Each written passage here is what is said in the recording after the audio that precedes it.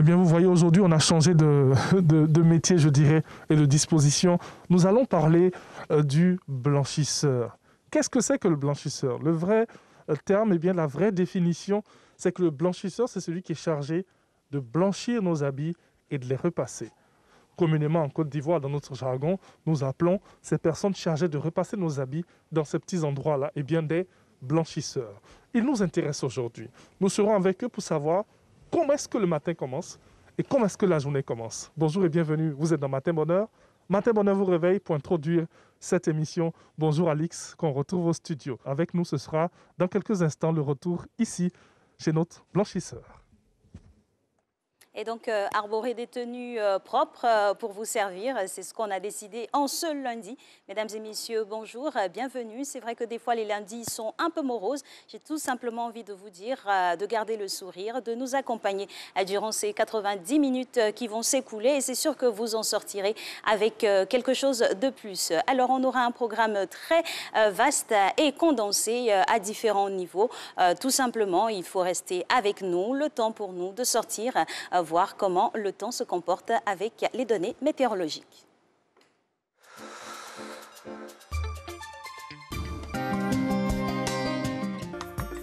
Bonjour mesdames et messieurs, pour ce début de semaine, on aura au nord du pays, malgré la présence des épisodes de brumes sèches. En début de matinée, on aura un temps progressivement ensoleillé avec des sensations de vent sec. Dans la bande centrale, le temps sera généralement nuageux et au sud, on observera des pluies faibles en début de matinée, notamment sur le littoral. Au cours de cette matinée, les températures afficheront 26 degrés à Abidjan, 25 à Adiaké, 22 degrés à Bondoukou et Boaké, 24 à Daloa, 25 à Dimbokro, 24 degrés à Gagnoa, 20 à Korogo, 19 degrés à Mans et à Odiéné, 25 degrés pour San Pedro, Sassandra et Tabou et enfin 23 degrés à Yepsokro. À l'ouest du pays, on aura en fin de période des orages isolés accompagnés de pluie. Dans le sud forestier et sur le littoral, on observera des orages isolés accompagnés d'averses de pluie. Ailleurs, le temps sera partiellement nuageux, avec toutefois une domination des vents secs et chauds au nord.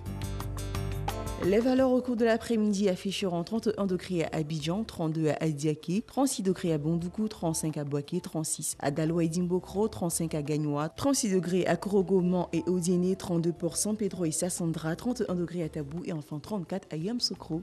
Et voilà, c'est tout pour ce bulletin météo. Très bon début de semaine à toutes et à tous.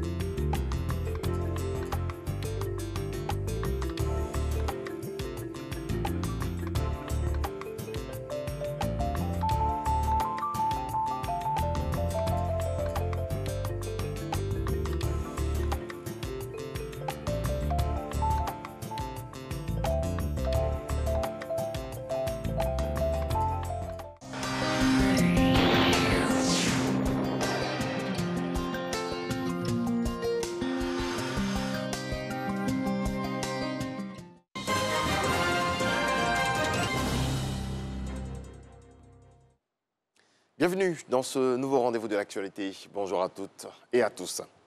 La Côte d'Ivoire et les Émirats arabes unis renforcent leur coopération, des projets dans plusieurs domaines, à savoir l'éducation et la cohésion sociale verront bientôt le jour.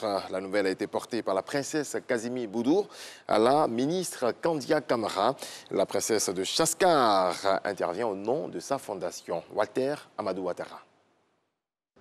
La princesse de Chaskar des Émirats arabes unis chez la ministre de l'Éducation nationale, de l'enseignement technique et de la formation professionnelle. La princesse Kassimi Boudour, présidente de l'Association internationale des éditeurs et cofondatrice de la structure Ubuntu, axée sur la solidarité, est venue pour une prise de contact afin d'élaborer le cadre d'une coopération avec la Côte d'Ivoire. Pour cette première visite, la princesse de Chaskar laisse entrevoir des perspectives de projets dans les domaines de l'éducation et de la cohésion sociale. Selon la princesse, le choix de Kandia Camara afin de contribuer à mener à bien ces projets n'est pas fortuit. La ministre est l'actuelle présidente de la fondation Caranta. La ministre Kandia Camara approuve cette démarche et loue les efforts de son hôte du jour pour ses actions en termes de rassemblement et d'appui aux pays africains à travers la fondation Ubuntu. La ministre de l'Éducation nationale, de l'enseignement technique et de la formation professionnelle profite de l'opportunité pour exposer l'urgente nécessité d'apporter un appui aux jeunes en difficulté en Côte d'Ivoire, particulièrement à ceux d'Abobo. Promouvoir la vision de vivre ensemble telle que recommandée par le président de la République Alassane Ouattara. Dans son actuelle mission, la princesse de Chaskar des Émirats arabes unis est accompagnée de Albert Nsenguyouva, secrétaire exécutif de l'Association pour le développement de l'éducation en Afrique, ADA, et Mamadou Touré, cofondateur de la fondation Ubuntu. On reste avec Walter Amadou Ouattara qui nous apprend que le gouvernement tient à la candidature de Jacques Anoma pour le poste de président de la Confédération africaine de football CAF. Le président de la République a mis en mission les ministres Paulin Claude Daho et Albert François Amichia. Ils se sont rendus depuis le 2 février dernier dans 14 pays africains. Suivons quelques étapes de cette offensive diplomatique. Objectif de cet important déploiement diplomatique, s'appuyer sur les liens de coopération entre la Côte d'Ivoire et les pays amis et frères pour fédérer les voix au profit de Jacques Bernard Daniel Anouma, candidat ivoirien à la prochaine élection du président de la CAF. Après le Gabon, la Guinée équatoriale et le Congo-Brazzaville, la deuxième étape de la mission du ministre Paulin Claude Daho l'a conduit au Tchad, au Burundi, au Rwanda et au Burkina Faso. La Côte d'Ivoire veut mettre à la disposition de l'Afrique un de ses fils, expérimenté et un homme de mission, qui a passé plusieurs années dans le domaine du sport et en particulier du football et qui aspire à être président de la Confédération africaine de football, la CAF, lors de l'Assemblée générale qui se tiendra le 12 mars prochain à Rabat. Au cours de cette tournée, les autorités ivoiriennes ont été chaleureusement accueillies et reçues en audience par les présidents. Les chefs d'État empêchés ont délégué leurs ministres d'État et des Sports à avoir des séances de travail avec les autorités ivoiriennes. À la clé, des échanges avec les présidents des fédérations de football des pays visités. Merci à toutes et à tous de nous avoir suivis. Retour de l'information, 7h. Merci bien pour ce duo avec ces différentes tonalités qui montrent bien que nous sommes ici avec un homme et une femme. Donc nous allons retrouver monsieur Thierry Angeval qui a décidé aujourd'hui de nous faire voyager au travers de ce beau métier-là qu'est la blanchisserie. C'est sûr qu'il va humer ici un parfum de lavande. Pourquoi pas, on le retrouve pour voir la senteur qu'il préfère. Voilà les amis, nous sommes de retour. Et bien dans Matin Bonheur vous réveille, on l'a dit, nous sommes aujourd'hui avec un blanchisseur. Alors, je répète, petite piqûre de rappel, donc dans ce Matin Bonheur vous réveille, un blanchisseur, c'est celui qui est chargé de blanchir nos habits et de les repasser. Mais bon, communément, nous on appelle ces personnes qui repassent nos habits chaque matin, qui nous permettent d'être bien, je vais dire, d'avoir des habits bien dressés. Eh bien, ce sont aussi des blanchisseurs, comme on aime les appeler.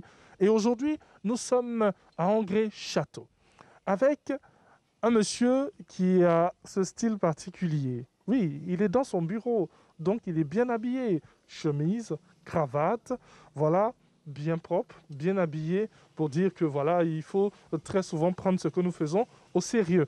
Il s'appelle... Monsieur Amani Séverin. Monsieur Amani Séverin qui nous fait l'honneur de nous recevoir aujourd'hui dans Matin Bonheur vous réveille. Alors, comment ça a commencé la journée? Déjà, on est très tôt, c'est vrai que les gens ne viennent pas encore et tout, mais on a vite ouvert pour commencer le travail. Alors, chaque matin, c'est comme ça? Oui, bon, les clients viennent pratiquement très tôt, mais aujourd'hui, bon, là, je ne comprends pas pourquoi ils ne sont pas encore arrivés. Oui, oui, voilà, sinon d'habitude, aller là, bon, c'est chaud sur moi. Oui. Voilà. Mais vous avez la chance parce que pour un lundi matin, si ce n'est pas chaud sur vous, c'est que les gens se reposent un peu avant d'aller au travail tout à l'heure. Alors, chaque matin, lorsque Amani se réveille, qu'est-ce qu'il fait? Avant qu'on parle un peu de son métier et tout, et de combien d'années d'existence ici. La première des choses, c'est la prière. Hein. Je mets ma journée dans la main de Dieu. Oui. Et puis bon, ok, il prend mon petit café. Et puis bon, le boulot commence. Alors, depuis combien de temps il est blanchisseur? Waouh. Bon, le lieu, ça a commencé depuis longtemps. Là, c'est pour mon papa. D'église, le pasteur, c'est un pasteur. Oui. Le papa qu'on va voir tout à l'heure. Oui, c'est un pasteur, bon, ok. Sinon que moi, je suis arrivé ici, ça fait 6 mois que je suis ici. Ah, 6 mois? Oh, oui. Et déjà en 6 mois, Amani a défrait la chronique avec son style et tout, il attire tout le monde. Ça veut dire qu'il fait bien son travail. Oui. Au fait, sinon que le lieu m'a commencé depuis 2007. Hein. Depuis 2007? 2007, okay. Oui.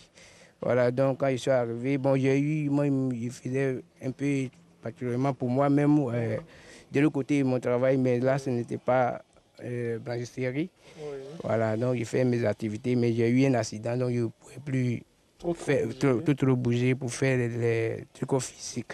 Okay. Donc voilà, donc quand on s'est croisé là-bas, quand il m'a vu, je ne faisais rien, pratiquement rien, je suis toujours là à l'église, il m'a vu. Et puis, il vous a demandé de venir ici. Voilà. Okay. De l'aider un peu dans cette belle tâche et tout. Oui, c'est une belle tâche parce que chaque matin, nous convergeons, nous sommes nombreux à converger vers ces messieurs. Il y a aussi quelques rares fois des dames qui font, mais c'est surtout les hommes qui font ce métier chaque jour, chaque matin dans nos différents quartiers. Alors, on a combien de vêtements à repasser par jour? Oh, wow. Est-ce qu'on peut compter? Non. En tout cas, c'est beaucoup, c'est beaucoup. Oui. En tout cas, c'est beaucoup. Sinon, bon...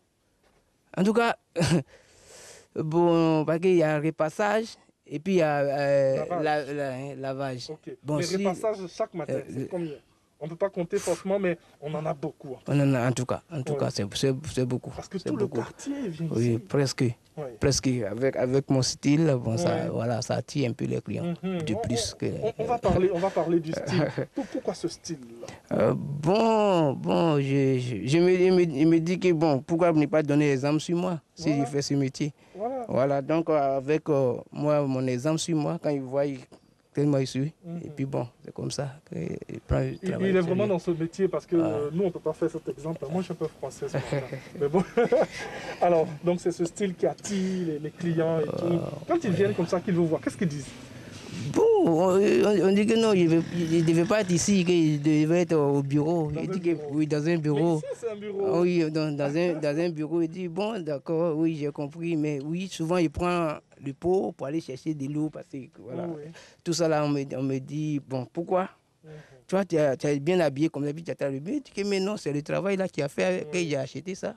Pourquoi pas, il ne peut pas transporter. Voilà. Alors, avant de nous intéresser à d'autres personnes, en l'occurrence des clients qui sont là, et aussi le pasteur Gédéon, qui est le... Gédéon Boué. Ok. Et nous nous intéressons au pasteur Gédéon Boué. Eh bien, on va donner un conseil à toutes les personnes, peut-être qui sont à la maison, qui ne font rien, ou qui pensent que c'est un vilain métier. Voilà. Il n'y a pas de sous-métier. Hein. Si on peut donner un conseil à ces personnes-là. Oui, parce que ça nourrit son homme. Hein. Ça nourrit le monde. Oui, ça nourrit le monde. Donc, faut pas, ils vont négliger tout ce qu'ils entreprendront. Donc, parce que tout ce que tu fais, c'est ça qui te fait à manger. Donc, il ne faut pas négliger ça. Il ne faut pas négliger. Donc, au quartier, ce n'est pas parce qu'il y a un blanchisseur, vous allez négliger le blanchisseur. Non, c'est un métier quand même noble. Et c'est un sacerdoce, fait plaisir aux gens. C'est important. Merci beaucoup, Amani. Allez, on va demander au pasteur de venir. Pasteur Boué Gédéon. Voilà, il est le propriétaire de cet endroit qui nous reçoit aujourd'hui. J'ai même pas demandé, est-ce que... Bon, c'est vrai que c'est une blanchisserie, mais est-ce qu'il y a un nom particulier? Bonjour.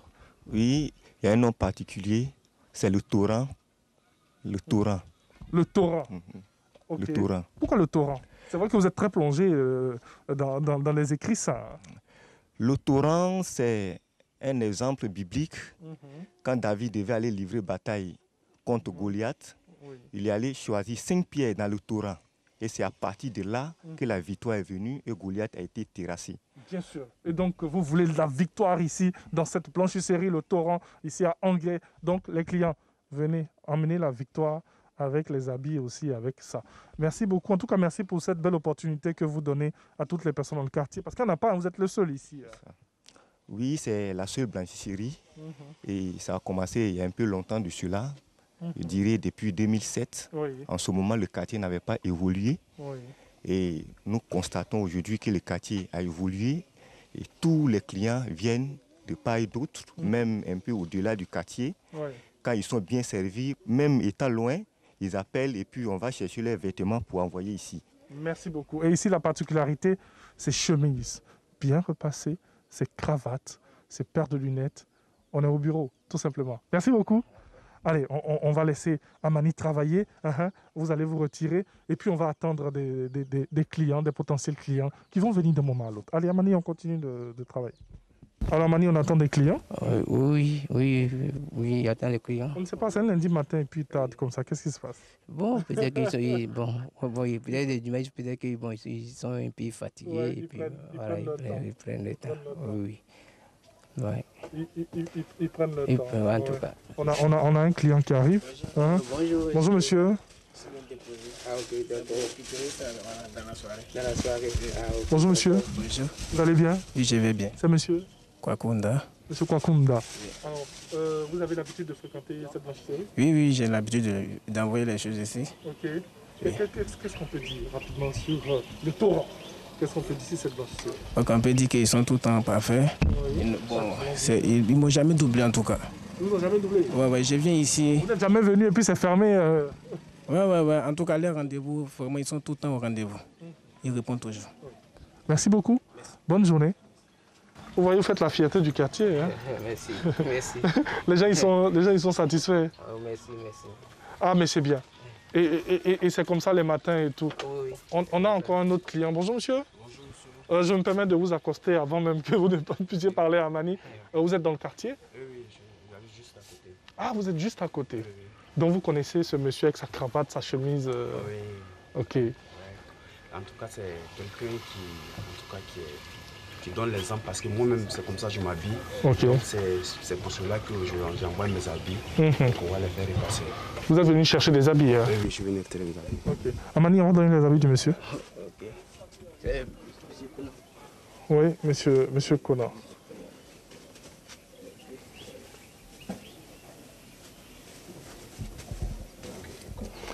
Rapidement, je peux tenir. Vous voyez, tout est modernisé maintenant. Hein. Ce n'est plus les blanchisseries d'avant où on vient. Voilà. Maintenant, il y a le nom sur les paquets. Voilà. Le total fait 3400. Le paquet. Ok, d'accord. Merci. Merci à vous. Et puis, qu'est-ce qu'on peut dire rapidement pour toutes les personnes qui fréquentent des blanchisseurs et tout, qui se lèvent très tôt le matin et qu'est-ce qu'on peut dire sur les blanchisseurs aussi? En tout cas, vraiment, ils nous aident beaucoup parce que si tu es tellement pressé pour aller à ton boulot, c'est pas tout le monde qui a le temps de pouvoir faire le repassage. Non seulement il a moins de coûts et ça nous arrange. Voilà, merci. Merci, monsieur Kwaku, et puis bonne journée. Très bon lundi à vous. Ah là là, je sens qu'aujourd'hui, là, il y aura beaucoup de sous hein, ici. En tout cas, oui, c'est ça. Ouais. C'est tous les dimanches, là. Oui. Là, on peut même plus faire l'interview, c'est fini, parce qu'il y a trop de clients. Les dimanches. Oui. Bonjour, madame. Bonjour. Vous allez bien? C'est moi qui encaisse aujourd'hui. Vous êtes venu pour retirer les habits. Donc. Vous êtes venu retirer, pas déposer, retirer. Et ça fait combien? 500. Oui, à Mani, ça fait 500. Je suis le comptable aujourd'hui. Oui. Beaucoup de 500, ça, c'est pas mauvais. Hein. Vous allez bien, madame? Oui, ça va. C'est quel nom? C'est Larissa. Vous habitez le quartier? Oui, j'habite le quartier. Vous êtes une habituée? Oui. Okay. C'est bien. Ok, merci. Merci. Oui, après.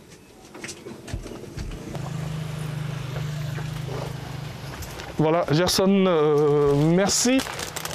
Alors, c'est la belle petite surprise de Matin Bonheur. Pasteur Gédéon Boué, venez. C'est la belle petite surprise de Matin Bonheur, voilà. Nous vous offrons avec les compliments de la RTI et avec les compliments de Matin Bonheur. Il y a cette tasse aussi là, que je mets là, voilà. Ça vous permet de prendre du bon petit café le matin. Rapidement, qu'est-ce qu'on peut dire? Oui, merci à l'équipe de la RTI et aussi merci au bon Dieu. Amen. On fait des erreurs, c'est important. Qu'est-ce qu'on peut dire? Nous disons merci infiniment à la RTI 1 qui a pensé à nous aujourd'hui. Oui. Que Dieu vraiment vous permette d'avoir la sagesse, tout ce que vous voulez que Dieu vous donne et que votre travail pour lequel vous êtes ici puisse avancer. Voilà, que Dieu vous bénisse abondamment. Amen. Et oui, c'est ça. Ça peut être chez vous, ça peut être avec vous. Et puis, on dit comme ça merci à ces messieurs qui nous ont reçus aujourd'hui.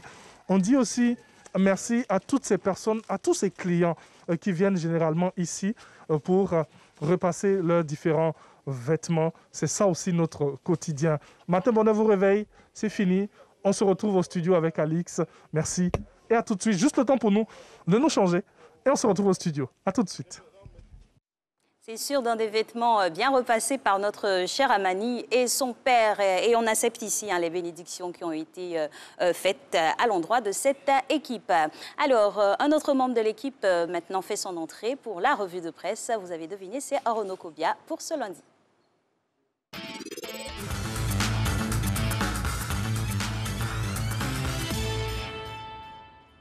Bonjour Renaud. Bonjour Alix. Alors, on démarre avec la presse dans son ensemble qui rend un hommage à M. Laurent Dona Fologo qui nous a quittés. Oui, décédé le vendredi dernier, l'ex-ministre continue d'être magnifié par les médias nationaux. En témoigne la une du Nouveau Réveil de ce jour où il est écrit en rouge vif. Hommage à Laurent Dona Fologo, le confrère dans le papier qu'il consacre aux défunts, cite plusieurs personnalités telles qu'Henri Konan Bédié qui pleure un homme de devoir et un grand serviteur de l'État. Il mentionne aussi Thérèse Fouette-Boigny qui note que c'était un grand serviteur de son défunt époux. Et retrouver le parcours professionnel et politique de l'ex-président du Conseil économique et social dans le Nouveau Réveil de ce jour. Et toujours sur le même sujet, hommage à l'illustre disparu, à lire dans l'Intelligent d'Abidjan de ce jour, avec une interview inédite de l'homme. Le confrère publie dans son intégralité un entretien qu'il a eu avec le père du sursaut national en 2014. Dans cette interview qui est parue dans le numéro des 5 et 7 mars de la même année que l'Intelligent d'Abidjan, l'ex-journaliste, entre autres sujets abordés, revient sur les péripéties de sa carrière politique.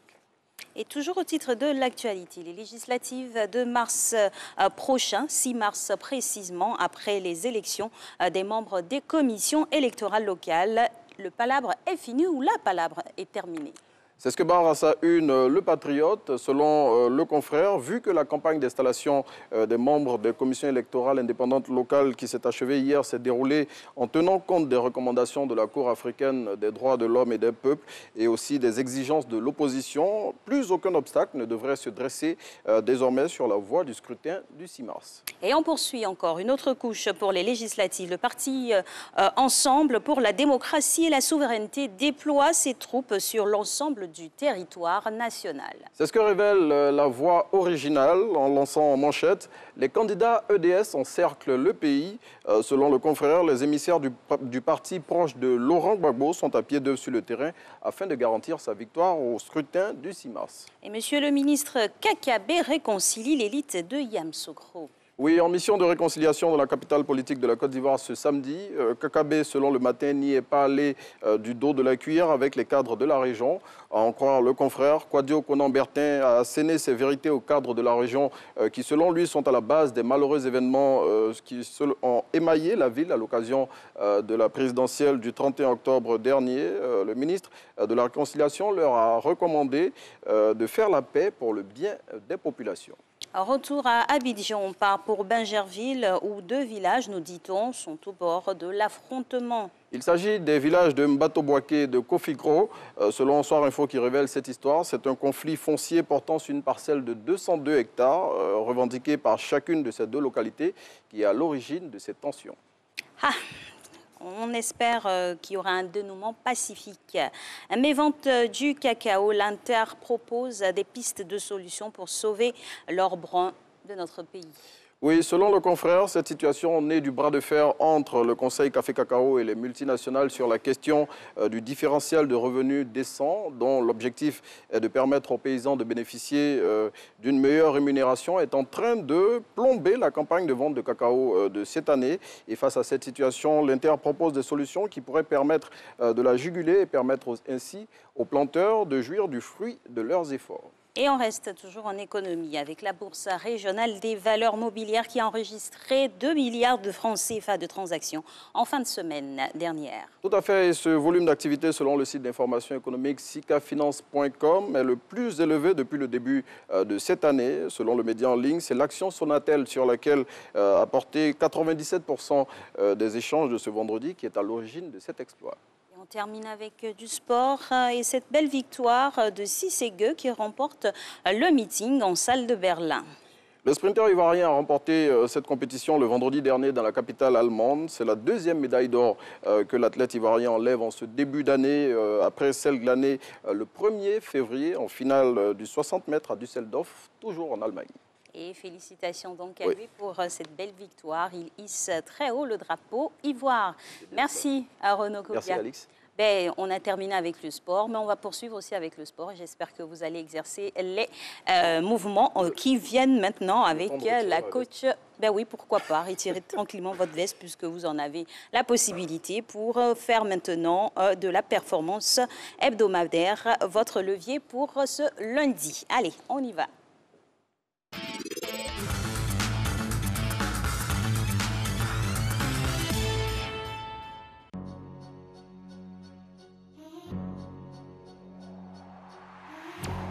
Bonjour à tous, bienvenue à notre séance de fitness motivation. En place, la bouteille d'eau, la serviette, c'est parti. On décolle la jambe, on tient. Exercice d'équilibre. On va décoller là, le bras, poser, aller en arrière, tirer. Là, talon aux fesses.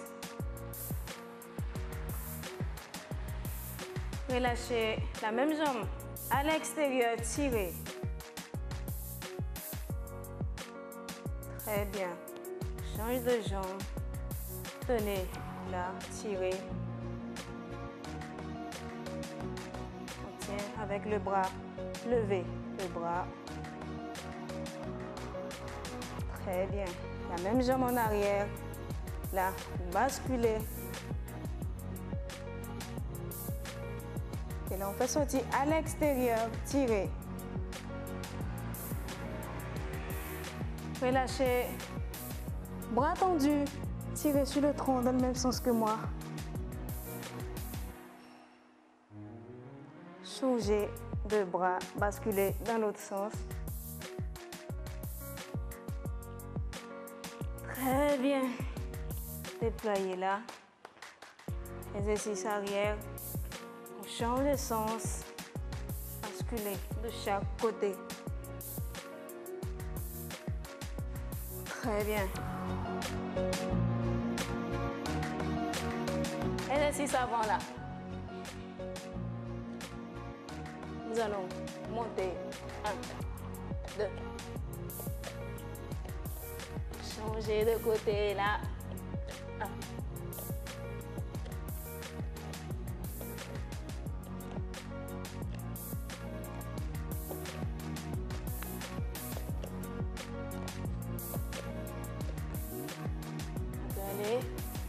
Changement de sens. L'exercice consiste à aller de chaque côté. 1.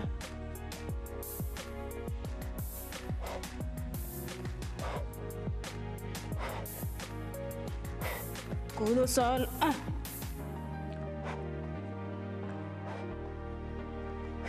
On remonte. 1. On revient encore sol. 1. Coude au sol. On remonte. 1.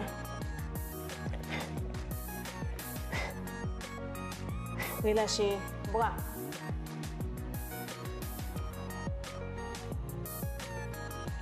Fini de récupérer, descendez. On descend fessier.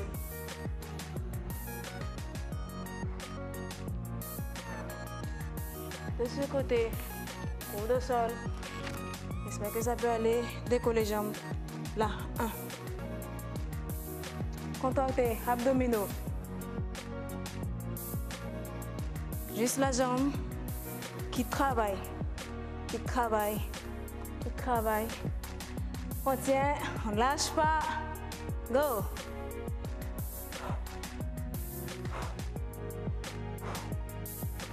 On va changer de sens. Prêt? Courage, ça va aller. Nous sommes à la fin de notre exercice. Prêt? Serrez fessiers, avancez buste. Prêt? Go!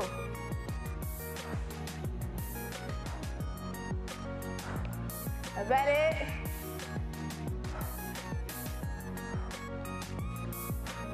Jambes tendues. Tendu, tendu et tendu. Voilà, c'est tout pour aujourd'hui. D'ici là, portez-vous bien.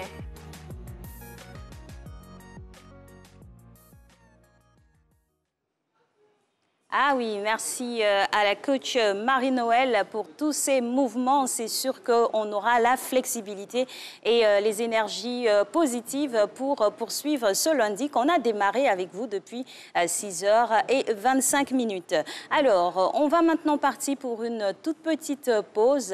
Et puis juste après, ce sera Régis Kofi pour le Flash Afrique Inter. Et Monsieur Ekou sera là aussi pour Inforoute. À tout de suite.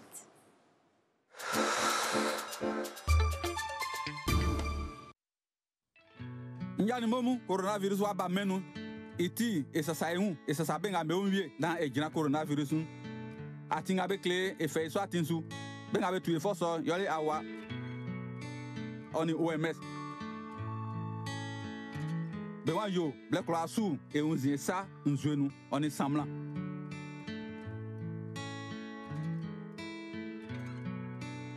Tawai masokusu a renzu kunle e fa ikpakwa isa meun e fa muso asan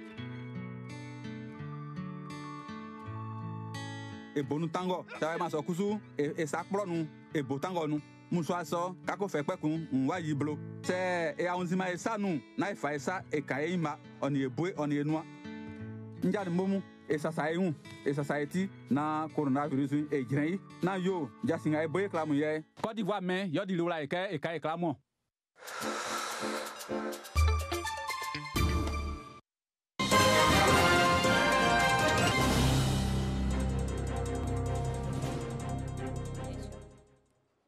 Eh oui, le temps du générique du Flash, on recevra Régis Kofi dans quelques petites minutes pour les informations de notre continent et bien sûr hors du continent.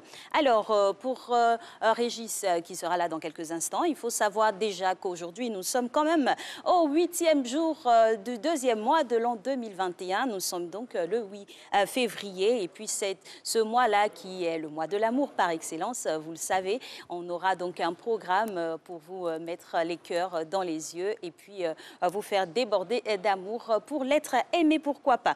Alors, ceux-là, on les aime assurément. Ce sont nos bouts de chou. Quand ils naissent, on est rempli de joie. Alors, il faut quand même leur trouver des prénoms. Et nous, ici à Matin Bonheur, on a décidé comme ça de vous en suggérer avec des prénoms qui nous viennent de diverses contrées. Aujourd'hui, on fera le tour du côté de la Guinée pour vous suggérer ce prénom de jeune fille, à savoir Kourouma, qui veut dire guerrière. Guerrière, si vous voulez que votre fille soit combative, déterminée, vous pouvez lui donner ce joli prénom-là. Pour les garçons, ce sera Amara, voilà, Amara qui veut dire Dieu a parlé. Et quand Dieu parle dans la vie de quelqu'un, c'est sûr que sa destinée est assurée. Alors, on reste toujours au titre de notre continent et puis même de nos imaginations, sinon inspiration pour ce proverbe. Celui qui se lève tard ne voit jamais la tortue se brosser les dents le matin. Dis donc, celui qui se lève tard ne voit jamais la tortue se brosser les dents le matin. Quand on sait que les tortues, elles sont nonchalantes, elles sont monotones, il faut se lever tôt, effectivement, pour pouvoir les voir. C'est vraiment imagé, hein, se dire que l'avenir sûrement appartient à ceux qui se lèvent tôt. On aura d'autres infos. Le temps pour nous maintenant de découvrir Régis Kofi qui est là avec ses infos. C'est le Flash Afrique et Inter.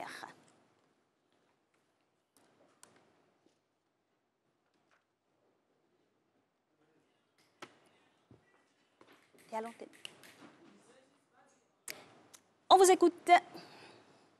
Bienvenue. Merci d'être avec nous pour feuilleter les pages de l'actualité internationale. Au Sénégal, comme dans beaucoup de pays africains, la désinformation est la grande ennemie de la campagne de vaccination contre le Covid-19. Certains ne croient pas en l'efficacité du vaccin, d'autres pensent qu'il aurait d'autres effets. Réaction. Qui circule des fausses informations sur les vaccins et qui amènent les gens un peu à soit à être réticents ou à être hésitants par rapport à la vaccination. Bon, ce n'est pas une chose nouvelle. Je pense que depuis qu'on a commencé à vacciner, ces phénomènes-là existent. Mais ce qui est nouveau, c'est que ça a été amplifié maintenant par les réseaux sociaux et les médias. Ce qui intrigue les gens, ça, ils n'ont pas testé pendant au moins 2 ou 3 ans, mais tout juste 9 mois, 1 an maximum. C'est ça qui intrigue les gens, ça. C'est pourquoi la majeure partie de la population sénégalaise, ils sont un peu sceptiques, quoi. Personnellement, j'y crois, vraiment j'y crois. Je suis diabétique et puis je suis un peu âgé maintenant. Alors, j'ai 69 ans, alors il faut que j'aille me faire vacciner. Je ne trouve pas l'intérêt de vacciner des gens que la maladie n'atteint pas trop vite. Il y a des gens qui ont plus besoin du vaccin que nous. C'est eux qui doivent se faire vacciner, je crois. Moi, en personne, je ne vais pas me faire vacciner. Je porte des masques, je prends mes précautions et tout. Mais je crois pas trop à la maladie. Certes, elle existe, elle est là. Mais pour nous, il n'y a pas de danger. Le président haïtien Jovenel Moïse, très contesté dans le pays, en crise, a annoncé hier avoir échappé à une tentative d'assassinat. Les autorités procédant à une vingtaine d'arrestations.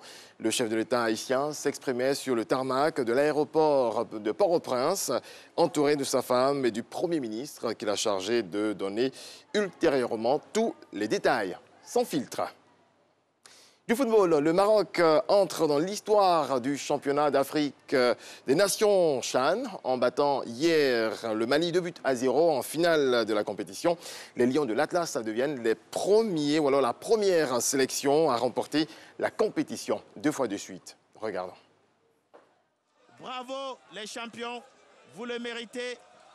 Vous avez donné du football de votre pays une bonne image. Et 2-2 pour les Lions de l'Atlas du Maroc, qui remportent ainsi la 6e édition du CHAN 2021 au stade Amadou Ahidjo du Cameroun. Pour cette finale face aux Aigles, ce sont les Marocains qui, les premiers, donnent les signaux à la 18e minute. Le coup franc du buteur maison Raimi est bien suivi par le portier malien Diarra. Les hommes d'Oussine Amouta passe à la vitesse supérieure et marque 2 buts sur des balles arrêtées. Aux 69e et 79e minutes, Soufiane Bouftini et le capitaine Ayoub El Kaabi trompent de la tête l'excellent portier malien. Le Mali finit la partie à 10-11 après l'exclusion d'Issaka Samaké. Les Lions de l'Atlas gèrent tranquillement le reste du temps jusqu'au coup de sifflet final. Les Verts et Rouges restent sur le toit du continent grâce à ce succès 2-0 devant le Mali. La sélection malienne perd ainsi sa 2e finale après l'échec de 2016 devant la RDC. Le Maroc, de son côté, entre dans l'histoire de cette jeune compétition africaine en devenant la première nation à conserver sa couronne et rejoint la RDC au palmarès.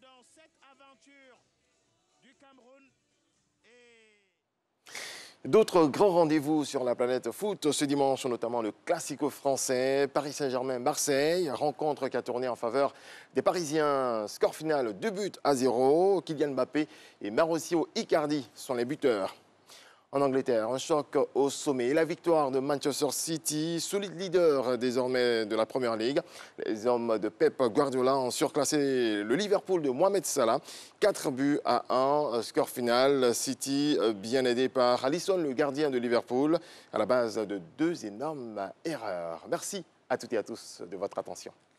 Merci à vous, à Régis Kofi. Et nous allons recevoir dans quelques instants M. Paul Arnaud Écou pour parler d'un sujet très important. Pendant que Thierry Angeval est déjà dans ce studio, il arrive, vous allez voir son costard, hein, c'est sûr qu'il est passé chez le blanchisseur. Ça, il n'y a vraiment pas à redire. J'avais pas le choix. Mais bien sûr. Mais depuis, je te regarde là, j'étais dans la voiture et tout, je regardais à travers l'application de la RTI, mais oui. tu scintilles à l'antenne. Hein? Ben, merci, on a décidé de faire un effort parce que c'est la semaine qui nous mène tout droit vers la fête de l'amour. Tu fais tous les jours les efforts, on dirait. Ben bon, finalement on ne se dédie pas, hein, on reste égal à nous-mêmes. Bien sûr, allez, chers téléspectateurs, bonjour, rebonjour, je vais dire.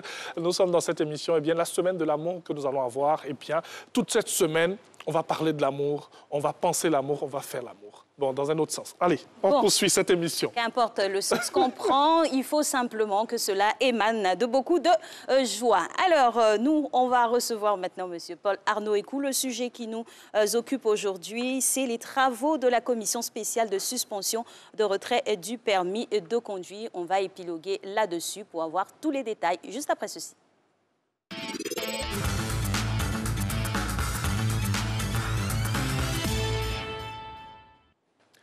Bonjour, voilà. Monsieur Écou. Bonjour Alice. Bienvenue. Bonjour Thierry. Merci.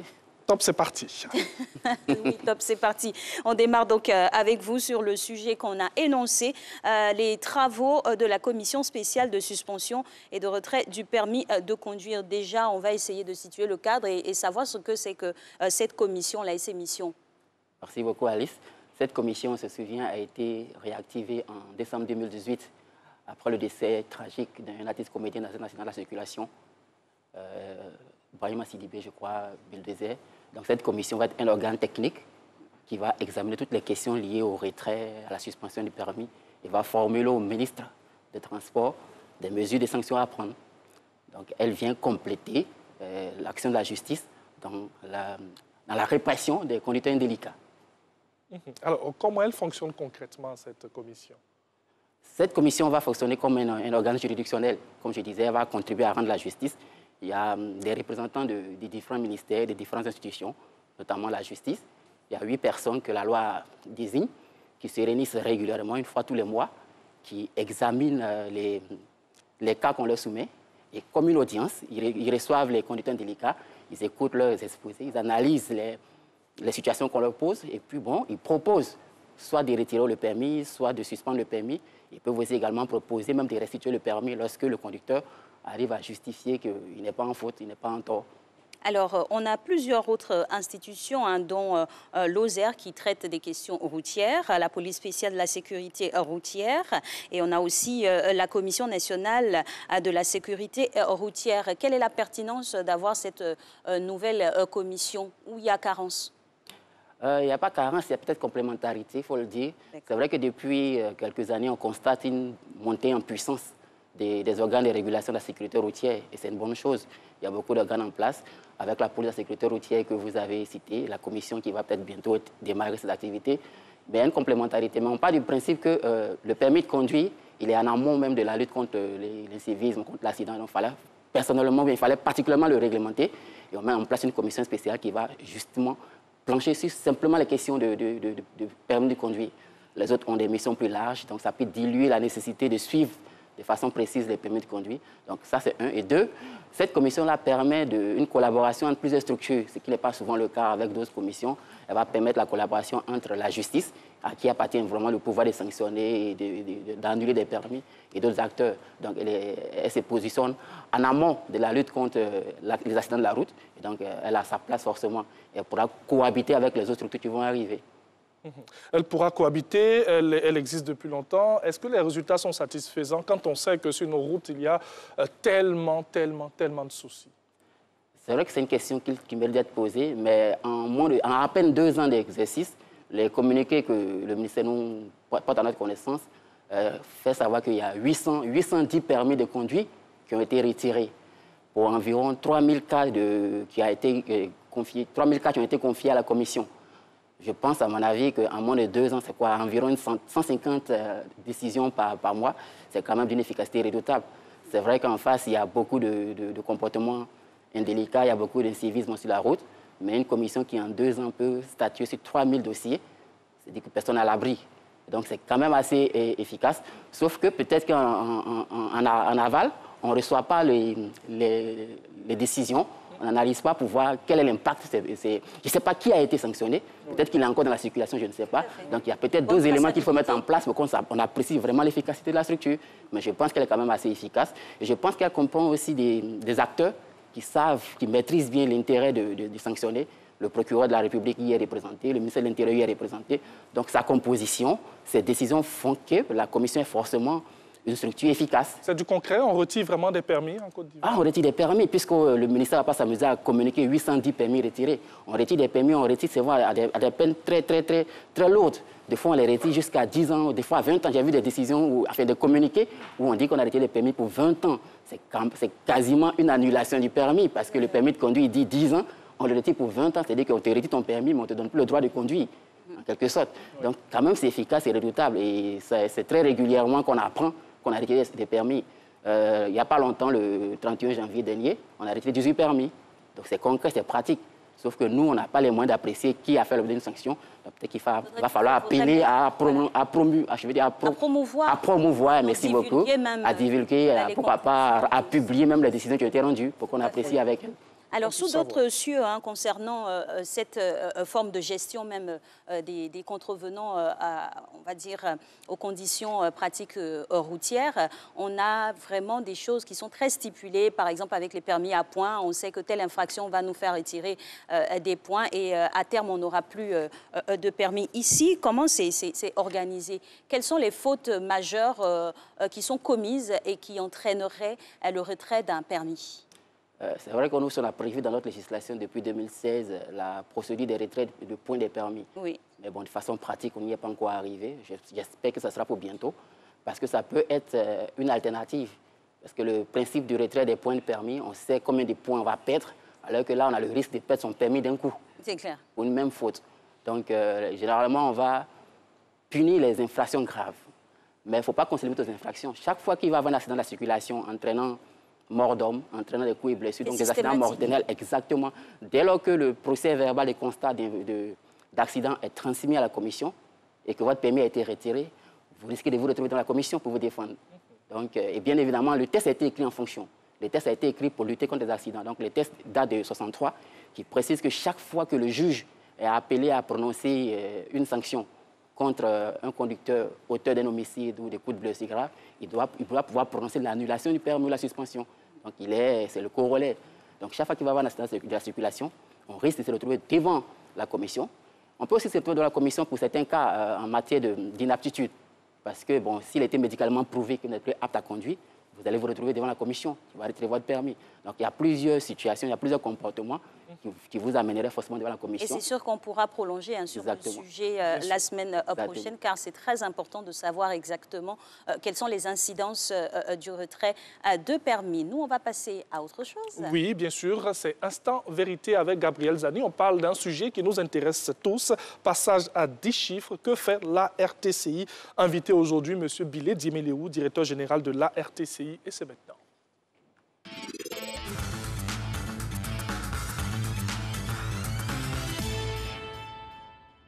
Bonjour et bienvenue, je suis ravie de vous retrouver dans Matin Bonheur et vous suivez Instant Vérité.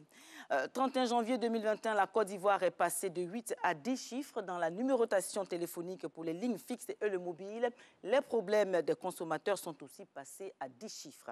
Perte de répertoire, dysfonctionnement de certaines applications et des transactions mobiles, autant de difficultés qui font grogner les populations. Pourtant, l'objectif de ce basculement est d'assurer un nombre suffisant de numéros pour les 50 ans à venir, tout en permettant une fluidité dans le système téléphonique. Alors, que se passe-t-il réellement depuis le passage à 10 chiffres? Ce basculement réussira-t-il à l'exemple du passage à 8 chiffres en 2000? Que fait exactement la RTCI pour éviter les désagréments aux populations? Bilé Diémiléou, le directeur général de l'ARTCI, l'autorité de régulation des télécommunications TIC de Côte d'Ivoire, est sur le plateau de Instant Vérité pour répondre à vos questions. Mesdames et messieurs, bonjour donc, Bilé Diémiléou. Bonjour, madame. Et bienvenue à Instant Vérité. Merci pour l'invitation.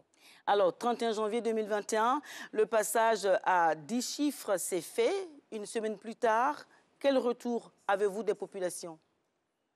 D'abord, les populations ont compris que c'était une opération qui arrivait à point nommé parce que l'économie numérique avance, notre secteur est très dynamique et la Côte d'Ivoire devait faire son lancement, son basculement pour passer à 10 chiffres. Les populations ont montré par leur utilisation massive que l'opération a réussi. Certainement qu'il y a des fortunes diverses. Oui, vous dites que l'opération a réussi. Alors, donc, ce basculement devrait permettre une certaine fluidité dans le système de numérotation téléphonique arrivé à saturation. Vous avez communiqué suffisamment là-dessus. Alors, comment expliquez-vous donc ces incidents liés à l'utilisation des applications de conversion des numéros de téléphone? Il y a eu plusieurs applications. Les applications étaient développées librement par les développeurs d'applications. Mais je peux vous parler de l'application de l'ARTCI, qui est PNN ARTCI, qui, semble-t-il, a fait perdre des contacts à des consommateurs. Mais pourquoi l'ARTCI a permis qu'il y ait plusieurs applications en la matière? Mais c'est libre, c'est libre. On ne peut pas empêcher ces jeunes start-up, ces jeunes Ivoiriens de faire des productions. Ça montre un peu aussi leur savoir-faire. Oui, ça montre leur savoir-faire au détriment de la satisfaction du consommateur. Mais si vous êtes libre d'aller sur une application ou l'autre, donc vous avez aussi votre liberté d'aller choisir une application. Toutes les applications marchent. C'est pourquoi je dis qu'il y a des fortunes diverses. Il y en a qui ont perdu, semble-t-il, des contacts. Oui. Nous avons mis en place un dispositif pour les restaurer et leur montrer comment faire pour restaurer les contacts qui seraient perdus. Alors, comment faire donc pour récupérer les contacts perdus rapidement? Il y a deux systèmes de postes qu'on retrouve. Vous avez les postes dits Apple, donc qui fonctionnent à iOS, et puis les postes dits Samsung et autres qui fonctionnent avec Android. Alors, tous ceux qui avaient les postes, enfin qui ont les postes Apple, n'ont pas eu de problème. N'ont pas eu de problème avec l'application de et les Android. Et les Android, il y a plusieurs versions. Et il s'avère que des consommateurs ont perdu des numéros. Mais en fait, ils ne sont pas perdus. Ces numéros sont dans une corbeille. Et aussi sur leur point de contact.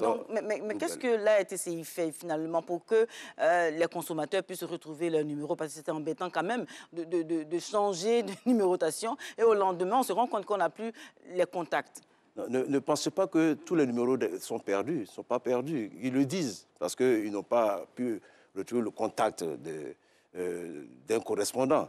Mais on leur a démontré que ce n'était pas perdu. Je vous dis qu'il y a eu une corbeille. C'est dans une corbeille et on le restaure. Alors, comment on fait exactement pour récupérer ces contacts dans les corbeilles? Comment on fait?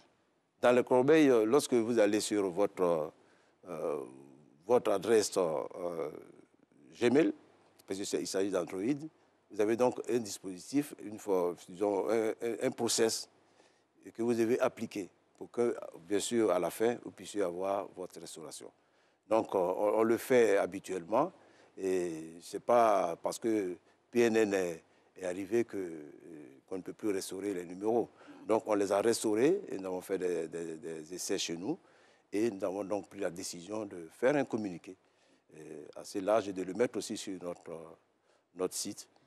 Alors, Monsieur le Directeur Général, ces incidents dont vous venez de parler s'étendent aussi à la qualité de la consommation par les utilisateurs. Alors, on constate des déviations ou encore des interruptions d'appels, des transactions ou de paiements mobiles qui ne sont pas vraiment effectifs. Alors, qu'est-ce qui pourrait expliquer ces dysfonctionnements? D'abord, rappelez-vous que nous sommes tous des clients. Nous sommes des consommateurs de réseau. Il y a 3 opérateurs de réseau qui ont d'abord leurs clients. Et le client est amené à rencontrer son opérateur pour poser son problème. Et les opérateurs aussi se sont organisés pour leur apporter des solutions. Nous sommes dans la régulation. Prenant en compte la dimension des consommateurs, nous faisons mains et pieds, nous rappelons aux opérateurs de ne pas perdre de vue que le consommateur est au centre même du business. Donc, ils font tout pour qu'ils soient accompagnés. Mais ils font tout, monsieur le directeur général, mais ça dure, ça fait une semaine. Ça fait déjà une semaine qu'on a basculé à 10 chiffres. Alors, quand on constate qu'il y a des déviations ou encore des interruptions d'appels ou des transactions financières, Dia Mobile qui ne passe pas, vous comprenez peut-être le malaise des populations. Vous savez, tout problème se règle avec... vous pensez que ça fait une semaine, non, ça se règle. Est-ce que vous êtes sûr qu'aujourd'hui, plusieurs clients sont dans cette situation? Les problèmes peuvent être posés, mais on est là pour les résoudre. Et nous accompagnons les opérateurs de ce que tout soit fait. Ce n'est pas la première fois qu'on fait un basculement, même pas en Côte d'Ivoire seulement, mais dans le monde.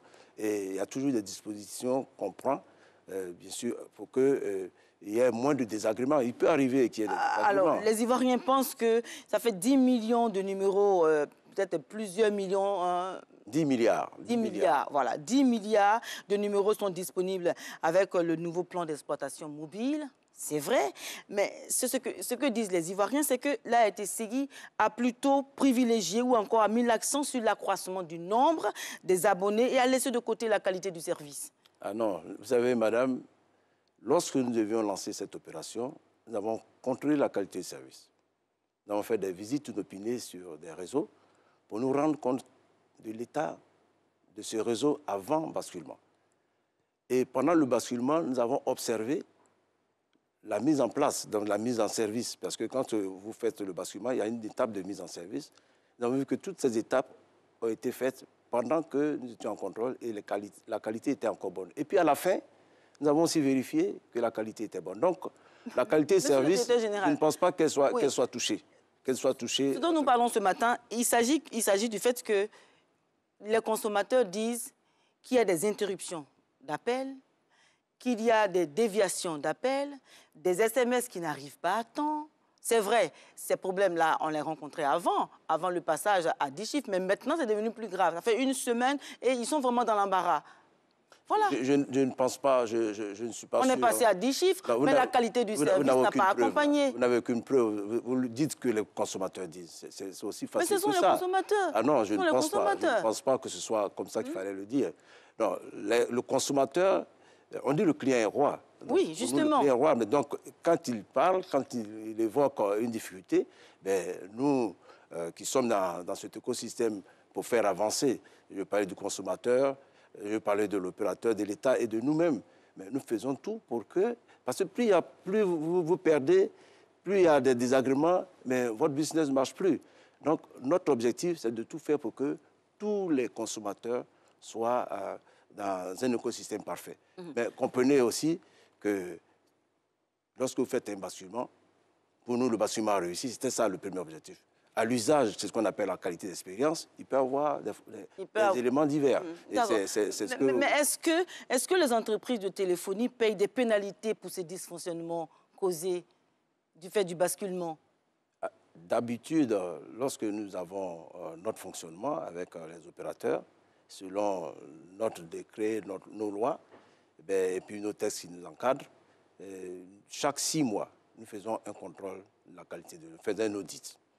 Et puis, de façon inopinée, ça peut se faire 8 fois, 10 fois dans l'année, de façon inopinée, nous contrôlons la qualité du service. Et lorsqu'il y a un dysfonctionnement constant, lorsque nous constatons qu'il y a un mauvais fonctionnement, pendant la phase d'audit, nous relevons ces défauts parce qu'il y a quand même un cahier des charges qui nous lie aux opérateurs. Bien sûr, ils payent des pénalités. Qu'est-ce que vous allez me dire d'autre? Pourquoi je ne donne pas aux consommateurs? À combien cela se lève-t-il? Ah non, sur ce plateau, vous l'avez su, il y a eu déjà des des opérateurs qui ont eu 4 milliards de pénalités, il y en a qui en ont eu 3 000, ça varie. C'est selon les difficultés enregistrées, les problèmes. Voilà. Et ceux qui ne respectent pas, bien sûr, notre cahier des charges. Nous avons interrogé des Ivoiriens qui disent, avec toutes ces difficultés qu'il y a et tout cela, le réseau téléphonique, l'Internet, tout cela sont fortement perturbés. Alors, les Ivoiriens se demandent pourquoi on est passé finalement à 10 chiffres. Vous voulez rester à 8 chiffres? Je ne pense pas que la Côte d'Ivoire mérite cela. Voilà. On vous parle... D'abord, nous étions à saturation. À un moment donné, vous n'arrivez même plus à avoir un numéro, disons, à avoir votre cellulaire parce qu'il n'y a plus de numéro. C'était l'une des raisons principales. Mais ensuite, le futur nous appelle. On vous parle aujourd'hui des objets connectés. Vous avez entendu parler de la 5G qui arrive. Mais alors, vous voulez que la Côte d'Ivoire attende? La 5G est programmée pour nous, à la RTCI, donc en Côte d'Ivoire, pour 2023. 2023, c'est demain. Il fallait bien que nous prenions les dispositions bien avant. Et nous avions au début un pack de 100 millions de numéros. Et vous voyez ce que nous cherchons, puisque c'est des objets qui vont être connectés. Nous allons à 10 milliards de numéros. C'est une nécessité. C'est même pas, je vais même dire que ça devient un impératif pour nous. C'est un impératif, parce mais qu'il ne faut pas être en retard. Cette question reste posée, d'autant plus que les deux systèmes de numérotation demeurent. Voilà. Alors, on constate qu'on communique en composant aussi les 8 chiffres. Pour aider notre population, et aussi c'est à la demande des opérateurs. Voilà. On a donné juste un mois. Ça finit le 28 février. Et donc, vous pouvez appeler aujourd'hui à 10 chiffres. Si vous vous êtes trompé et que vous avez composé votre numéro à 8 chiffres, votre appel va aboutir. Mais dans un mois, ça ne sera plus possible. Bien sûr. Alors, ce schéma de numérotation est prévu pour s'étendre sur les 50 années à venir, c'est ce que vous avez dit. Tout à fait. Alors, mais en 2000, au basculement à 8 chiffres, la RTCI, ce sont les informations que nous avons recueillies sur votre site Internet, vous avez dit que ce passage allait s'étendre sur 50 ans. Alors, nous sommes aujourd'hui, 21 ans plus tard, on bascule déjà à 10 chiffres. Alors, qu'est-ce qui prouve que 20 ans après, il n'y aura pas un nouveau basculement? Madame, l'économie numérique se développe. Nous fonctionnons... Qu'est-ce qui s'est passé pour que 20 ans plus tard, même pas 50 ans, même pas 25 ans, qu'on ait déjà un nouveau basculement? Qu'est-ce qui s'est passé? L'engouement du téléphone. L'engouement. Rappelez-vous, vous étiez beaucoup plus dans le réseau fixe. Mais lorsque nous sommes arrivés au niveau des mobiles, il y a eu un boom. C'était de façon exponentielle que les usagers se sont rués sur ces bijoux. Mais c'est normal que... On n'atteint même pas le terme. Non, 21 ans après, que déjà on passe ça a été bien dimensionné, à 10 chiffres. 21 ans après. Mais voilà que cette fois-ci, on ne reste pas à 100 millions, nous allons à 10 milliards. Oui, à 10 milliards, voilà. Mais est-ce qu'il y a une bonne planification du système de numérotation en Côte d'Ivoire, vraiment? Bien sûr, il y a une bonne planification. Nous sommes des experts du domaine, ou alors on ne serait pas là-bas. Alors, ce basculement concerne plus de 56 millions de numéros mobiles. Voilà, plus de 50 millions, des milliards. Alors, qui paye pour le basculement? Ce sont les opérateurs et la RTCI. Nous avons payé pour, la communication, comme les opérateurs aussi. Puis les opérateurs ont mis à niveau les équipements pour que cela puisse faire les 10 chiffres. Monsieur le directeur général, est-ce qu'il y a une facturation en arrière-plan dont on ne parle pas, qu'on ne dit pas aux Ivoiriens? Non. On leur a dit dès le départ qu'ils n'ont rien à payer.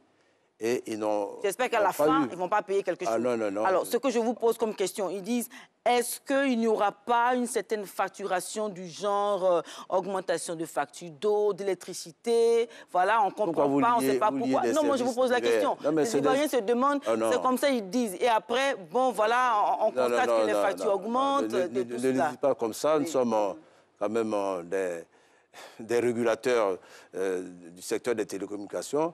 Je ne vois pas pourquoi ce business-là va encore influer vos factures d'eau, d'électricité. Il n'y aura pas d'augmentation. En tout cas, dans le numéro télécom, nous n'avons pas prévu d'augmentation. Mais tout dépend aussi de l'offre, des offres qui sont faites aux consommateurs. Voilà, mais je vous dis que l'opération a coûté 0 franc aux consommateurs. 0 francs. 0 francs et l'opération va continuer à coûter 0 francs. À coûter 0 francs, mais si avec l'arrivée de la 5G, il y a d'autres services qui naissent, voilà, qui naissent, mais vous savez, vous allez où votre poche peut vous envoyer. Donc, si vous allez prendre un service où vous pouvez contrôler la poubelle qui est devant votre maison sans vous déplacer, il y a un gain de temps. Mais aussi, certainement que l'opérateur vous dira, le fait que vous ne vous déplacez plus, bon, vous avez peut-être quelque chose à payer, parce que c'est une offre. C'est une offre. Ce n'est pas que la voix. Il y a la data qui va être développée. Et voilà. Alors, actualité oblige. On va revenir sur cette question qui a été beaucoup débattue, la question des bonus donnés par les opérateurs de téléphonie mobile. Alors, pourquoi la RTCI a exigé, permettez la question, la RTCI a exigé la limitation des bonus à 100% au lieu de 200 ou 300 qui arrange bien la population? Alors, je vais vous dire juste 2 choses. La RTCI est le régulateur du secteur des télécommunications ici en Côte d'Ivoire. Donc, nous avons cette expertise, nous avons nos missions. Nos missions nous amènent à bien apprécier, à bien observer l'état du marché et de faire de sorte qu'il y ait l'équilibre. Il ne faudrait pas qu'il y ait du dumping ou autre. Donc, nous faisons notre analyse du marché et nous avons vu qu'effectivement, que les bonus dont vous parlez n'étaient pas réellement des bonus. C'était des compétitions tous azimuts qui n'avaient pas le droit d'exister parce que ça détruisait le marché. Alors, on leur a dit de continuer le bonus, on n'a pas supprimé le bonus. On a dit que le bonus peut être à 100%. Et puis, dans la phase où vous avez les 300%, mais vous les perdez quand vous n'avez pas fini de les consommer. Alors qu'avec ce que nous avons proposé, même si vous n'avez pas fini, vous gardez... Conserver le bonus. Vous avez vu que tous les opérateurs l'ont appliqué. Mais dans la première phase où il y avait les 300% de bonus et autres, il n'y avait plus d'investissement parce qu'il n'y avait plus de revenus. Voilà, les opérateurs ne faisaient pas réellement la bonne affaire. C'est d'être présents sur le marché et ils ont compris. D'ailleurs, il y a un des opérateurs qui a commencé à appliquer depuis longtemps. Les 2 autres ont compris, il fallait le faire. D'accord. Alors, Billy Diémiléou, merci d'être venu donc à Instant Vérité pour apporter ces éclairages aux Ivoiriens sur les défis liés au passage de la numérotation à des chiffres. Alors, vous êtes donc le directeur général de la RTCI. La RTCI, c'est l'autorité de régulation des télécommunications TIC de Côte d'Ivoire. Mesdames et messieurs, c'est donc la fin de Instant Vérité. Merci de nous avoir suivis dans Matin Bonheur. Et maintenant, c'est la pub.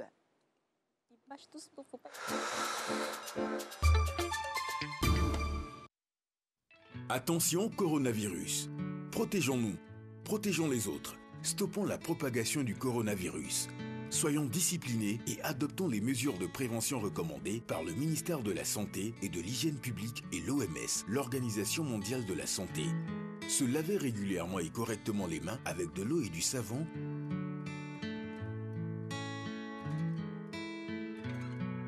Ou utiliser une solution hydroalcoolique.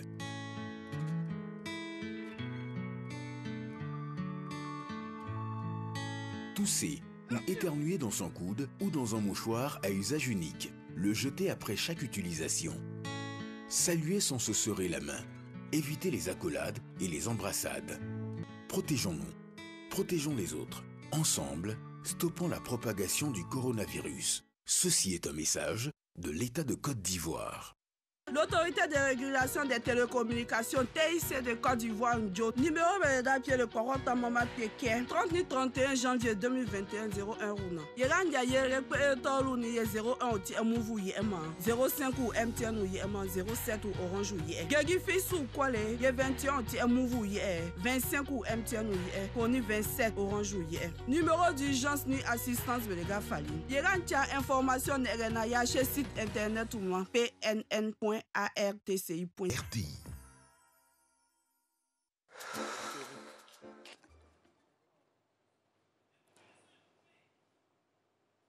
Et voilà, dernière ligne droite à amorcer dans cette émission. Nous en arrivons à la thématique investissement avec M.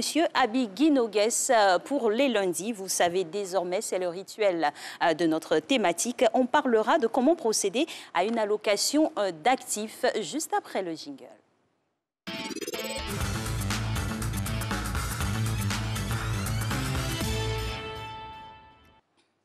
Et oui, lundi donc avec M. Guy Abi Nogues, allocation d'actifs, on en parle maintenant. Bonjour, bienvenue. Bonjour Thierry, bonjour Alice. Bonjour Monsieur Abi, on sait bien depuis maintenant vos différents passages qu'il faut diversifier son portefeuille d'investissement. Mais comment constituer justement ce portefeuille-là et de quoi y mettre à l'intérieur? Aujourd'hui, on parle d'un point bien spécifique, à savoir l'allocation d'actifs. Qu'est-ce que c'est?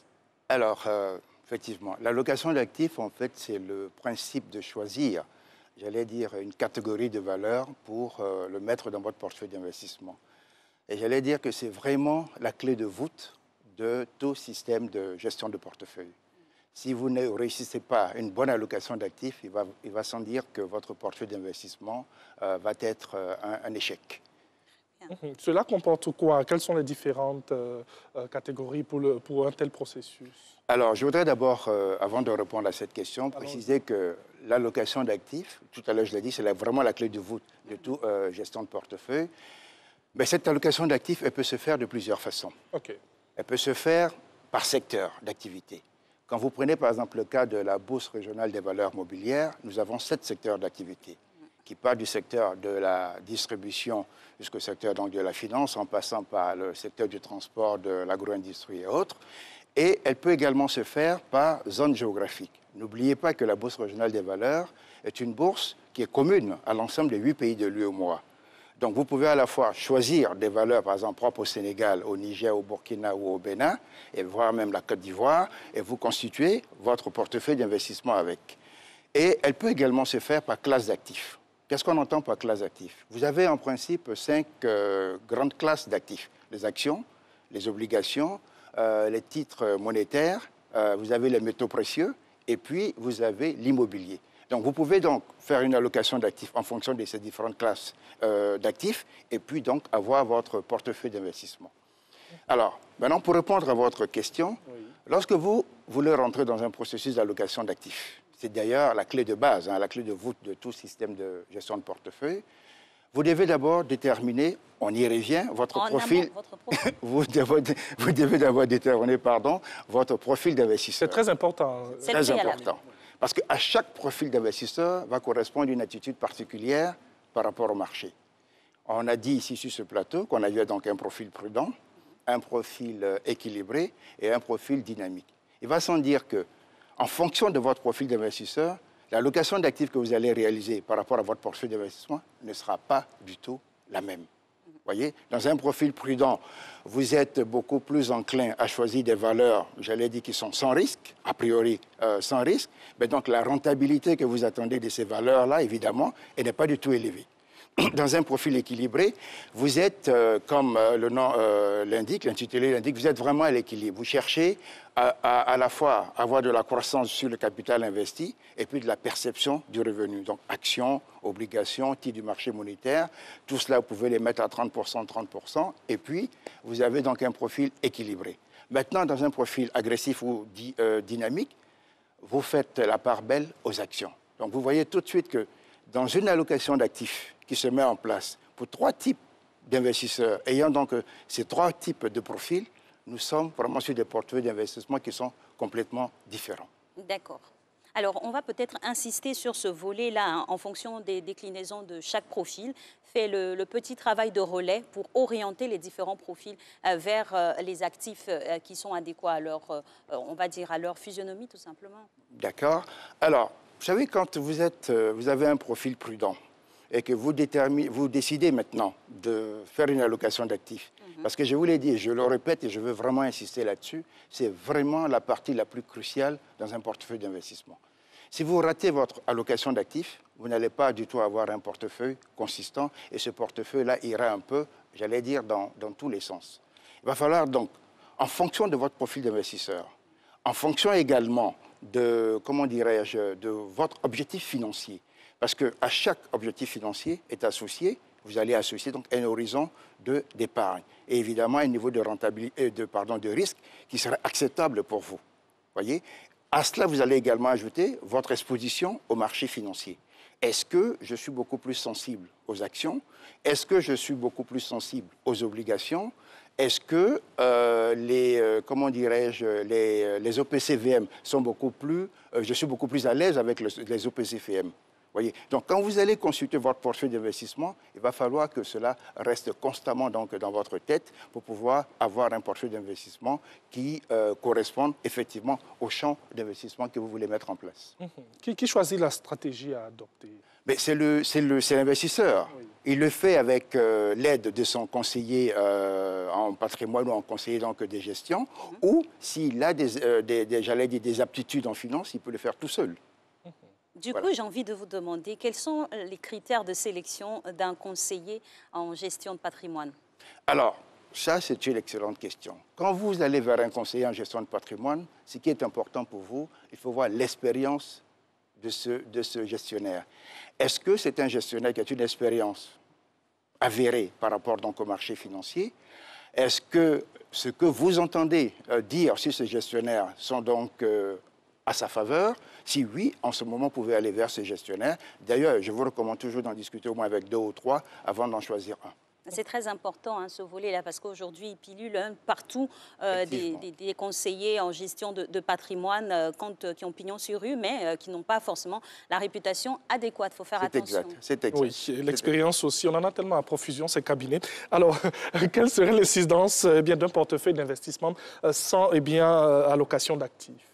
Alors, si vous consultez un portefeuille d'investissement sans allocation d'actifs, je vais vous dire, je choisirais une expression donc imagée pour que vous compreniez très bien. Allons-y. C'est comme si je vous mettais sur l'autoroute du Nord et je vous bandais les yeux et je vous demandais donc de rouler. Ah oui, c'est un suicide. Oui. Ça s'appelle un suicide. Vous allez tout droit au suicide. Oui. Oui. Parce que la location d'actifs, c'est ce fait-là même, c'est cette technique-là même qui va vous permettre d'avoir un portefeuille d'investissement pour pouvoir réaliser vos objectifs plus tard. Si vous avez, par exemple, une maison à construire, vous dites, je dois construire ma résidence principale, la question est de savoir qu'est-ce que vous mettez dans votre portefeuille d'investissement pour pouvoir dégager suffisamment de revenus, avoir de la croissance sur le capital que vous avez investi, afin, in fine, de pouvoir donc avoir suffisamment de revenus, tirer suffisamment de revenus du marché pour pouvoir réaliser, j'allais dire, vos objectifs. Bien sûr. C'est pour cela que l'allocation d'actifs est vraiment la clé de voûte de tout, j'allais dire, tout système de gestion de portefeuille. C'est clair que ce processus-là est tellement bien organisé qu'il faut bien respecter les étapes. Donc, pour constituer son portefeuille, on part d'abord pour les allocations d'actifs. On va rentrer un peu plus dans le détail. En fonction de nos profils prudents, équilibrés et dynamiques, qu'est-ce qu'on a véritablement avec des exemples palpables? Alors, vous savez, par exemple, dans un profil, j'allais dire, dynamique, vous consultez votre portefeuille d'investissement, la préférence va partir donc aux actions. Oui. Vous allez donc mettre l'accent sur les actions pour avoir, comme je l'ai dit tout à l'heure, de la croissance du capital donc investi, pour avoir beaucoup plus de rentabilité dans votre portefeuille d'investissement. Et je reviens encore sur un élément important que nous avons donc indiqué ici sur ce plateau, c'est le long terme. Quand vous constituez un portefeuille d'investissement, vous le faites pour le long terme. Et ce sont ces actions-là qui vont vous donner la rentabilité que vous êtes vraiment en train de chercher par rapport donc à ce long terme. Où trouver ces actions? Ces actions existent sur le marché, j'allais dire le marché de la bourse, le marché financier, notamment la Bourse régionale des valeurs mobilières. Vous avez à peu près, j'allais dire, moins d'une cinquantaine d'actions qui sont cotées, donc de sociétés qui sont cotées et qui proposent ces actions-là. À quel coût? Alors, les coûts varient. Parce que vous savez que les actions sont en fonction, le coût de l'action est fonction de l'offre et de la demande. Mais la moyenne des coûts aujourd'hui, le responsable de la Bourse régionale des valeurs s'est arrangé pour que la moyenne des cours aujourd'hui sur le marché financier soit, je crois, de l'ordre de 10 000 francs CFA.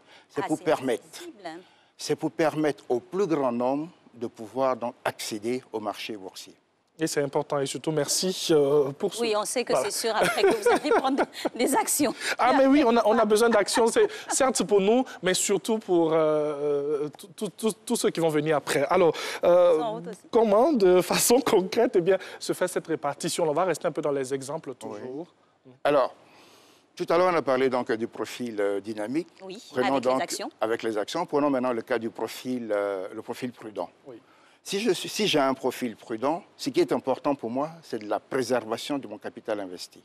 Et puis, bien évidemment, de la perception de revenus. Qu'est-ce que je vais faire? Je vais privilégier les obligations.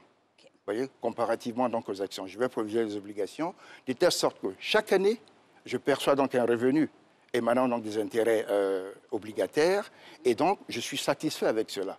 Par contre, je vais quand même avoir peut-être 10 ou 20% d'actions dans mon portefeuille d'investissement pour booster un tant soit peu mon portefeuille d'investissement. Ben, la priorité pour moi, c'est d'avoir des actions. Parce que je veux absolument protéger donc, mon portefeuille d'investissement, je veux absolument maintenir donc, mon capital de départ, et je veux également continuer à percevoir des revenus. Donc j'ai un profil qui m'amène à constituer un portefeuille d'investissement de la sorte qui est complètement différent de celui qui a un profil dynamique qui, on l'a dit ici, notamment va revenir beaucoup plus aux jeunes.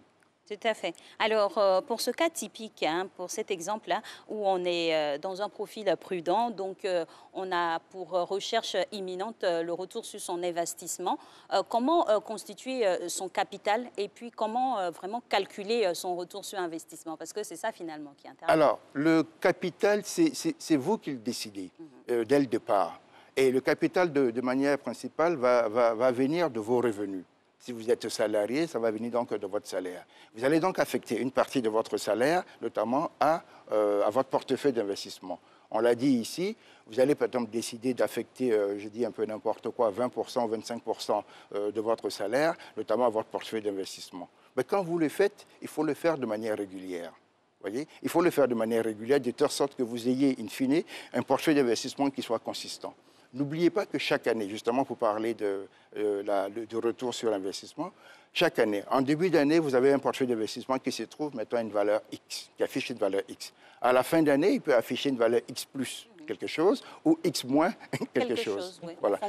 En fonction donc de la volatilité du marché, en fonction du comportement, de la performance globale du marché. Mais ce n'est pas pour autant que vous devez vous alarmer. Si vous affichez un rendement de X plus quelque chose, donc un rendement positif, mais c'est tant mieux. Vous continuez votre processus d'investissement. Vous allez réajuster votre marché pour voir est-ce qu'il y a des données macroéconomiques à l'extérieur, notamment au niveau de l'économie en général, qui viennent perturber le fonctionnement de votre portefeuille d'investissement ou qui viennent perturber donc, de manière générale le marché financier. Si oui, vous ajustez votre portefeuille d'investissement. Pourquoi? Pour maintenir toujours la rentabilité que vous êtes en train de chercher sur le marché. Oui, c'est vrai qu'on veut un retour sur investissement rapidement, mais en tout état de cause, ce n'est pas des arachides qu'on va vendre et tout, donc il faudrait être patient. Tout à fait, tout à fait. Ce n'est pas des arachides, ce sont des valeurs, et ces valeurs-là sont rattachées, donc j'allais dire, sont dans l'économie réelle. Ce sont des sociétés qui fonctionnent, qui mettent des actions ou des obligations à la disposition donc, des investisseurs, et à partir de là, vous êtes en plein dans l'économie réelle. Alors, pour pouvoir toucher peut-être du doigt, c'est vrai qu'on n'a pas de cash ici, ce serait bien, pourquoi pas.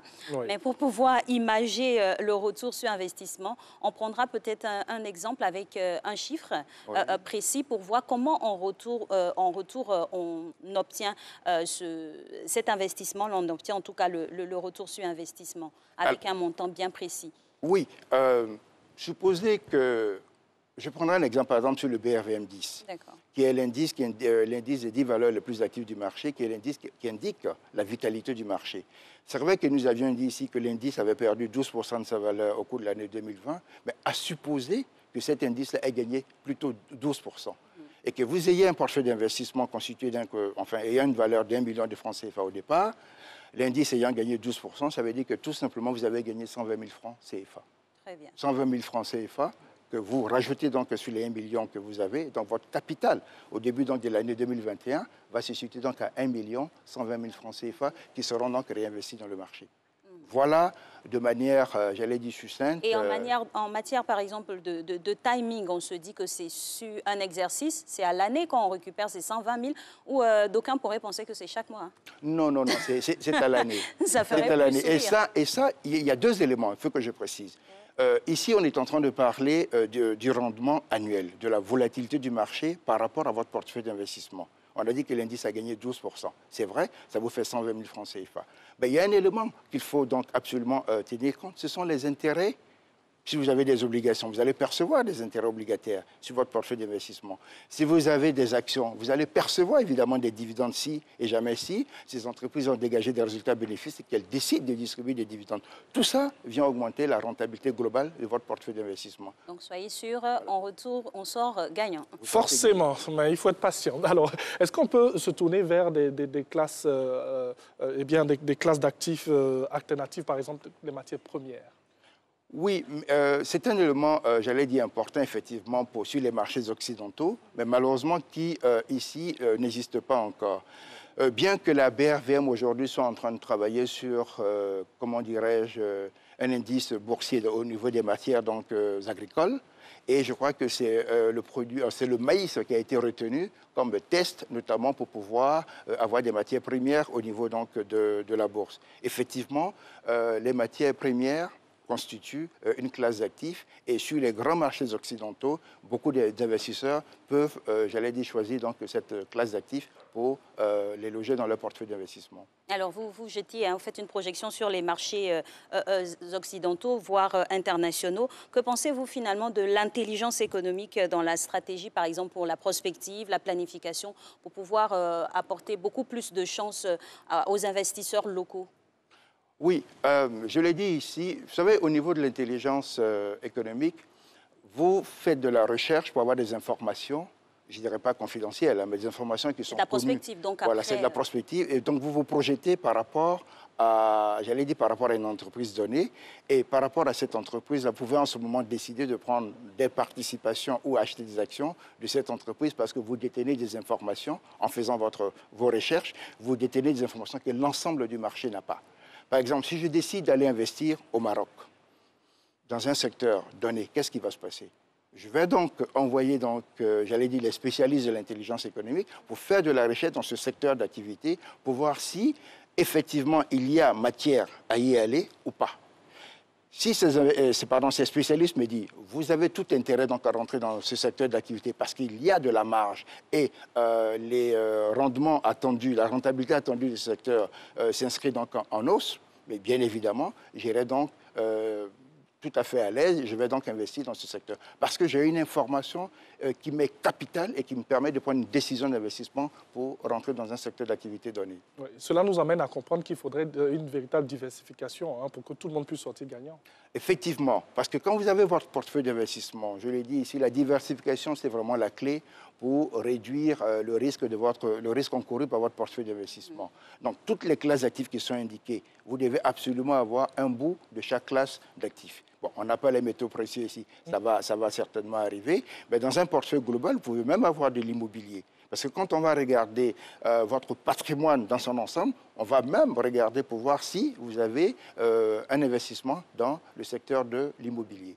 Alors, parlons toujours de l'intelligence économique qui pourrait vraiment mieux orienter les différents profils pour pouvoir investir. Est-ce que les conseillers en gestion de patrimoine, finalement, ont la compétence pour l'analyse sur le terrain, ici, au niveau de la Côte d'Ivoire, par exemple? Oui, il y a ce qu'on appelle dans notre jargon la recherche, faire de la recherche. Faire de la recherche, c'est quoi? C'est faire une analyse financière sur les sociétés sur lesquelles vous voulez investir. Et faire une analyse financière, c'est tout simple. C'est-à-dire quoi? Vous allez rencontrer les responsables de la société. Vous discutez avec eux de leurs perspectives de développement. Vous discutez avec eux de leurs résultats passés. Et vous voyez, par exemple, si dans tel ou tel domaine précis, ils sont en train de prévoir des investissements, ils sont en train de prévoir donc peut-être une entrée sur un marché nouveau. Et tout cela, vous devez ensuite les traduire en chiffres. Une fois que vous les traduisez en chiffres, qu'est-ce que vous regardez? Vous regardez donc le chiffre d'affaires de la société. Ces chiffres d'affaires indiquent certainement donc de la croissance au niveau donc de cette entreprise-là, indiquent de la vitalité au niveau de cette entreprise-là.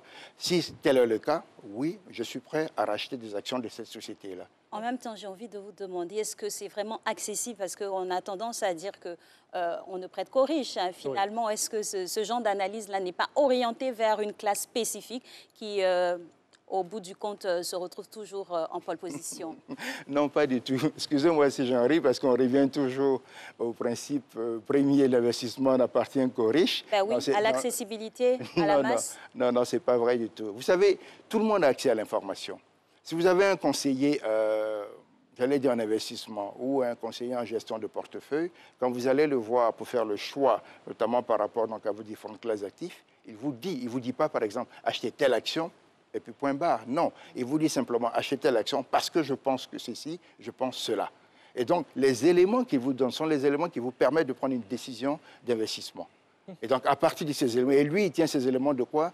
De la recherche faite par son analyse financier qui lui dit, je vous recommande de conseiller telle valeur, notamment donc aux clients, parce qu'il y a de la prospective, il y a de la croissance attendue sur ces sociétés-là, donc vous pouvez donc les recommander à vos clients. Merci beaucoup à M. Guy-Abi Nogues, avec qui on parlait aujourd'hui d'allocation d'actifs. Il est avec nous tous les lundis et on parle investissement. Merci beaucoup.